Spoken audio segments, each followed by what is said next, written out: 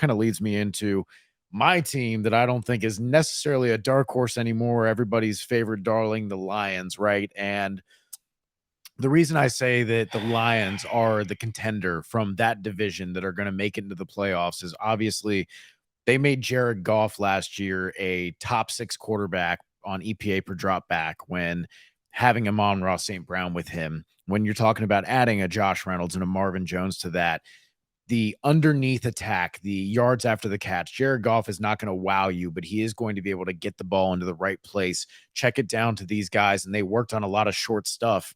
And they saw that success with Amon-Ra St. Brown.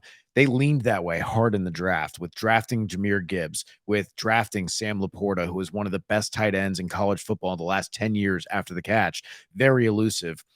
I see this passing attack being built out where they're going to attack you over the middle and short and let their dynamic playmakers run after the catch and say, our offense was good last year. We think we can be great with these dynamic playmakers. And then just good, solid defense that they've continued to coach. They don't have any tremendous big names that you necessarily look at and say, oh, like that's a big powerhouse for them, but they don't have a lot of holes, especially adding Jack Campbell to the middle of that defense from the draft.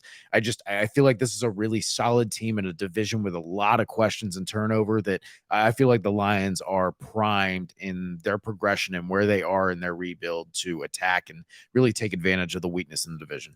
That secondary is about to take a 180 too. They added great one-year ads. I love what they did. I think their top 4 corners all got axed after last year, which they needed to. I don't think out of those 40, I don't think a single one finished over a 55 PFF grade. I think I remember that. It was bad. So worst secondary just getting rid of all of those bodies and bringing in new ones, like by that addition by subtraction, and then adding just competent bodies, you can really see that team take off and take a big step forward, I think.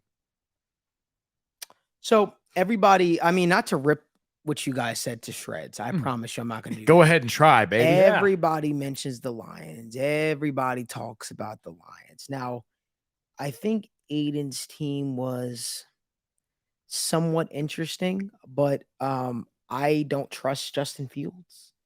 I didn't see enough from him as a passer to feel confident that he's going to take that next step.